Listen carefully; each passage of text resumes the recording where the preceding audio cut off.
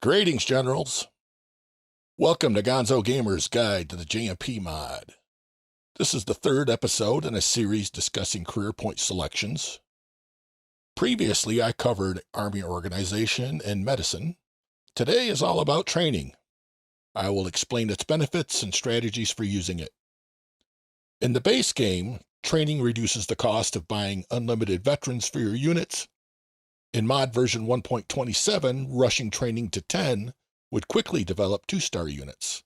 Thus, I believe that many players assume that taking training to start the campaign is still the best approach. However, once you truly understand what training does in mod versions 1.28 and 1.29, you'll see that it's important, but it takes time for its effects to be noticeable. Therefore, you will want to choose a strategy that supports your goals. Training provides 4 primary benefits. It reduces the cost of adding veterans. It increases the experience of replacement officers. It increases the stats of the recruit pool, veteran pool, and any units that did not deploy to battle. It also determines the maximum that those stats can be trained. Whereas medicine helps preserve your vets, meaning that you get to keep more of your unit experience, training provides a floor to the stats of your recruits and inactive units. As to the first benefit, since medicine provides you with many more vets to redeploy, training helps lower the cost when assigning them to a new unit. Points in training provide an increasing discount to deploying veterans, starting with 3% with 1 point and ending with 56% with 10 points. So the first 3 points each give a 3% increase, but every point after that has a greater benefit. Obviously, if you have maxed medicine, it's also a good idea to max training to reduce the cost of deploying your vets. In the early campaign, you may not notice the financial impact of redeploying your vets because you just don't have that many. However, once you get into the second half of the campaign, where the casualty system and points in medicine frequently funnel several thousand vets into the pool, you'll notice it. The second benefit of training is that it increases the experience level of the brigade replacement officer when the previous officer was killed or wounded. Division officers are not automatically replaced with this system. There are 3 key points to consider regarding training in relation to replacement officers. 1, the experience level of the replacement officer will always be less than that of the officer who was wounded. 2, higher ranked officers allow for more replacements during a battle for their brigade. 3, assuming that you're using a high-ranking officer, the more points you have in training, the more times officers can be replaced during a battle. Here are some examples to help explain this. In the first example, we have no points in training, and a brigadier general gets wounded. The highest replacement officer in this scenario is a lieutenant colonel. If the lieutenant colonel is wounded, the replacement will be a major. If the major is wounded, the replacement will be a captain. If the captain is wounded, there will not be another replacement. In the second example, we have 10 in training. Now when our brigadier general is wounded, he will be replaced by a colonel. This adds 1 more level of replacement officer before we get all the way down to captain, who will not be replaced. In the third example, our starting officer is a lieutenant colonel. Regardless of points in training, the only replacements will be a major and then a captain. So both the starting officer level and points in training affect the replacements. Regarding experience gained for replacement officers, any replacement officer leading the brigade at the end of the battle will receive 50% of the experience plus the battle's lead bonus. If the original officer were wounded, he would receive the other 50% of the experience, but no battle's lead bonus. If the original officer was killed, the replacement still only gets 50% of the experience. If multiple officers were replaced in a single brigade, the only replacement to receive experience will be the one in command at the end of the battle. I assume that most players take training to increase the efficiency, morale, firearms, stamina, and melee stats of recruits and undeployed units. Command is not a trainable stat. There is a limit, or cap, to how much a stat can be trained. In 1861 and 1862, the cap is 20, plus the points you have invested in training. So 4 in training would make the cap 24, 10 would make it 30. The stat increase to your soldiers is 1 point for every 2 in training, so you need 2 points in training to begin receiving any benefit. Technically, 1 in training would give you a cap of 21, but since you need 2 points in training to start training units, 1 doesn't do anything. Starting in 1863, all incoming recruits receive +4 bonus to all stats for both the Union and the CSA, and this also increases the cap by +4. So 6 points in training would set your cap to 30, and 10 would make the cap 34. By the way, the Battle of Stones River starts in late December 1862 and ends in January 1863, so the +4 to stats and the cap will be in effect in camp after that battle. Having an average of 30 to all recruit stats is significant because you can create a unit using the lowest ranked captain in your academy and instantly be a 1-star unit. Unfortunately, it takes a while to increase recruit stats to that level. For reference, here are the average recruit stats required to make 1-star units at various officer levels, regardless of the division officer rank. In the current mod version, division officers provide a slight increase to the experience level of their units. Therefore, with a good division officer, you can probably get away with a little less recruit XP than what I'm showing here to get the first star. Remember, these officers start with a 15% penalty due to no battles led when forming a new unit. So a brigadier general with 0 XP would need 18.4 average recruit stats. A colonel with 75 XP would need 20.4 average. A colonel with 39 XP would need 23.4 average. A colonel with 15 XP would need recruits to have a 25 average. A colonel with no XP would need 26 average. A lieutenant colonel with 21 XP would need 27.4 average. A lieutenant colonel with 0 XP would need 28. A major with 44 XP would need 28.4, and any captain can make a 1-star unit with 30 average. As stated, training affects your recruit pool, your veteran pool, and any units that do not deploy to battle. If you read between the lines, this means that training has minimal effectiveness in the earliest part of the campaign. Well, why is that, Gonzo? First, odds are the veterans showing up in your veteran pool early on are going to have stats higher than your training cap already. Thus, training doesn't affect them. The exception to this would be if you are fielding a lot of Union recruit units, then your veteran stats might be below your training cap. Second, how often do you have units sitting in camp that don't deploy to battle in the early campaign? Likely none until the first side battle after Shiloh. If you make 30 units for Shiloh while playing the Union or 20 for the CSA, it will be the first battle after when units are idle in camp. However, since they deployed to Shiloh, several of their unit stats are likely to exceed your training cap. You could make extra units to get training points after you get a second corps, so post-Bull Run, but you'll find that getting 1 or 2 points to each stat after a battle isn't hardly anything compared to what they would get if they actually deployed to battle, plus those extra units just inflate the AI scaling. That leaves the recruit pool as the only one benefiting from training early on. Too bad new recruits always come in with the minimal stats and keep watering the averages back down. We are rapidly expanding our army, so we are continually drawing recruits from the pool to create new units. After each battle, new recruits enter with minimal stats. The stats of your existing recruits and those of the new recruits are averaged together. Grand battles provide over 10,000 recruits for winning and several thousand more for prisoner exchange. Here is how those calculations are supposed to work.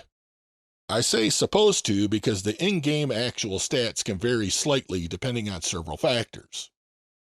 Training is not applied after Philippi or the Potomac Fort. In camp after Philippi, I have 9,206 recruits in the pool. After building out my army for distress call, I have 5,956 recruits left in the pool.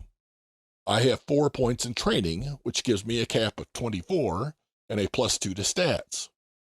When I press the OK button on the battle report at the end of distress call, the following will happen. The 5,956 recruits that were in my pool get +2 to all stats. I get 3,504 new recruits from winning the battle in any prisoner exchange. Union recruits have a melee stat of 10, so the calculations would look like this for the melee stat. The 5,956 recruits that are already in the pool, we multiply that by 12, their base of 10 plus the 2 that they got from training, to give a total of 71,472 melee stat points total. My new recruits, which are 3,504, all have the minimum stat of 10, so they represent 35,040 melee stats. I then add the two stats together, the 71,000 from the existing and the 35,000 from the new ones, to come up with 106,512 total melee stats. Now, because this is an average, I have to add the two pools together, so the 5,956 plus 3,504, so I have 9,460. When divided, that gives me a new melee stat of 11.259. The 11.259 will be rounded to the nearest whole number to be displayed in camp, so the melee stat now says 11. Let's review training effects on the recruit pool from an actual campaign. The starting campaign selections gave me 3 to training. All 3 points from Shiloh were invested into training to bring it up to 6. Training was brought up to 8 after Malvern Hill and 10 after Second Bull Run. A colonel with 75 XP could make 1-star units with the recruits in camp before Gaines's Mill. A colonel with 35 XP before Second Bull Run, any lieutenant colonel in camp before Antietam, a major with 50 XP before Fredericksburg, and any captain in camp before Chancellorsville. Notice that the recruit stats are highest after the last side battle before a grand battle. They often decrease or remain the same after a grand battle.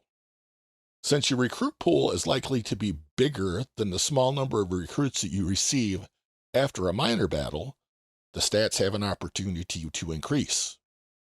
If a grand battle gives you more recruits than you have in your pool, the stats are likely to decrease or remain the same. Therefore, the more recruits you use to create new units or replenish veteran units, the less of an effect training will have on the recruit pool. This campaign has 10 in training after Second Bull Run, therefore the training cap is 30, and the recruits get +5 to each stat after battles. So why are the recruit stats not at 30? Understand that if a recruit stat equals your training cap, then you get no training benefit as part of the calculation. Likewise, if your benefit would exceed the training cap, then you only get the benefit up to the cap. Here the recruit stats are 28 in camp before Antietam. Rather than getting +5, they only receive +2 to all stats. Yet 13,096 new recruits will enter the pool with the minimum stats of 14 to efficiency and firearms, 12 to stamina, and 10 to morale and melee, causing the stats in the recruit pool to decrease. The stats increase again after Iuka and Perryville, and are again at their highest in camp before Fredericksburg. This effect is also why your lowest starting recruit stats like morale and melee for the Union recruits and efficiency for the Confederate recruits will eventually catch up to the higher starting stats. Because of this ebb and flow or accordion-like effect on recruit stats, after Shiloh I recommend that you only expand your army and camp before grand battles when the recruit stats are at their highest. In mod version 1.29, the Union can take 30 units to Shiloh, Gaines, and Malvern. Therefore, as long as you're happy with your Army composition, there's no reason to expand until you are in camp before Second Bull Run, Antietam, and Fredericksburg. If you run out of veterans, this is also the best time to add recruits to your veteran units because it will reduce the veteran stats the least. Recall that the recruits get +4 to stats starting in 1863, and it increases the cap by +4. With 10 points in training, recruit stats should stay over 30 sometime after Supply Raid or Chancellorsville. At this point, you can make 1-star units with any captain. They also provide the highest Florida stats when you must add them to veteran units. So far, the discussion has shown Union recruits in the examples because they have significantly worse starting statistics than the CSA recruits and should therefore gain the most from training. However, there's a few interesting features of mod version 1.29 that we can take advantage of, allowing us to create 1-star units with recruits consistently in the early CSA campaign. First, as I mentioned earlier, this mod version enables division officers to provide a modest boost to the experience of brigades under their command. Often you won't see more than a 3-point increase, but sometimes that's all you need to get a unit to the next star. Second, this mod version adds all historical officers to the Academy for Hire based on the timeline originally identified in the base game.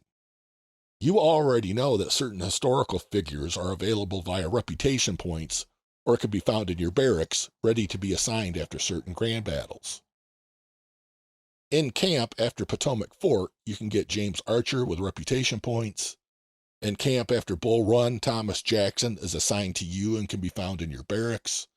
Additionally, Richard Ewell, Jubal Early, and Jeb Stewart can be hired with reputation points. In camp after Shiloh, Albert Sidney Johnston appears in your barracks, ready to go. You can get D.H. Hill, P.G.T. Beauregard, and Joseph Kershaw with reputation points. In previous mod versions, there was only a chance that John Breckinridge, Robert Rhodes, Robert Ransom, and Cadmus Wilcox would appear in your Academy for Hire. However, in this mod version, they will always appear in the Academy after Shiloh. Other historical officers will appear after certain battles during the campaign. That means we have a guaranteed minimum supply of high-level officers we could use to expand our army. One thing that the historical officers have in common is that they will all be a minimum of at least a full colonel with 88 experience points. Third, if the division commander is at least a colonel with 0 experience, and the recruits have an average of 19.2 to their stats, then a colonel with 88 XP can be used to create a 1-star unit with just recruits. Here is my CSA campaign in camp before the Battle of Shiloh. I need to expand my army to 20 units for the battle.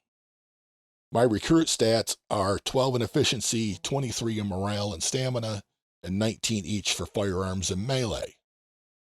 12 plus 23 plus 23 plus 19 plus 19 is 96 total stat points, divided by the 5 categories, is 19.2.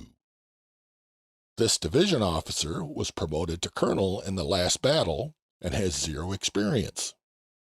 I hire Ewell, Early, and Stewart with reputation points, and they are all level 88 colonels. I can now make 1-star units immediately without using any of my veterans. I can give my veterans to my veteran units to retain their experience, or give them to lower-ranking officers when creating other new units to get them to 1-star. So how did I arrive at these recruit stats? Jumping back to camp after the Potomac Fort battle of my current CSA campaign on legendary difficulty, I took a campaign start that gave me 3 in training, 2 in army organization, 1 in logistics, and 4 in reconnaissance. None of the starting combinations will give you just 2 in training. Your choices are none, 1, 3, 4, 6, or 7. As I said, training isn't applied to anything after the Potomac Fort battle, It will first take effect after Newport News. So I will allocate one of my 2 career points to training, bringing the total to 4, and the other into medicine. I will literally not add another point to training until camp after second Bull Run. However, until then, 4 in training gives me a cap of 24 and +2 to all stats after each battle. The starting CSA recruits are 8 to efficiency, 20 to morale and stamina, and 16 to firearms and melee. I'm trying to get an average of 19.2. Well, morale and stamina are already 20. Firearms and melee only need to increase by about 3 points. The 8 in efficiency is the only thing that's really holding us back. Therefore, the 4 points in training gives me enough of an effect to reach the average I need in camp before Shiloh. Now, I also chose to fight Newport News and Bull Run with just 2 in our Army organization. The reason is that I'm trying not to deplete my recruit pool. I want to build up the pool with the recruits from Potomac Fort, Newport News, and Bull Run so that the stats will continue to increase after the 2 side battles before Shiloh. I went to 3 in AO after Bull Run and increased my unit sizes a bit. Both career points from Ambush Convoy and Stay Alert went into Army Organization. Could you wait until after Bull Run to take training to 4? Could you start with an AO of 3 and use more recruits to make larger starting units and still make it? I don't know. I haven't tested it. If you try it, please post a comment with how it turned out for you. As I pointed out in the Union campaign, your recruit stats will be at highest in the last side battle before a grand battle, then drop slightly after the grand battle. As a result, leaving training at 4 points in my CSA campaign means that in camp before each grand battle after Shiloh, I'll be able to hire the highest level officers and immediately make 1-star units. So it isn't just making them for the Shiloh expansion, but for each grand battle where I need to expand. I have completed extensive testing on the effects of training, and here are my recommendations for training in your campaigns. Medicine is much more effective at preserving unit experience than trying to get recruits or training units up to 30 in all stats.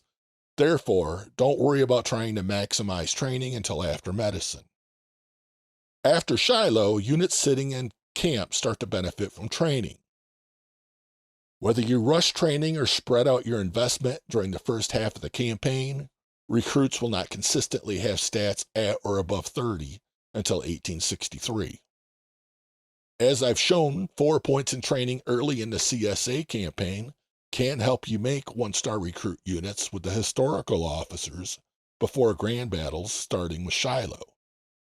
The same strategy can work to bootstrap the Union recruits up to use the level 88 colonels to make 1-star units.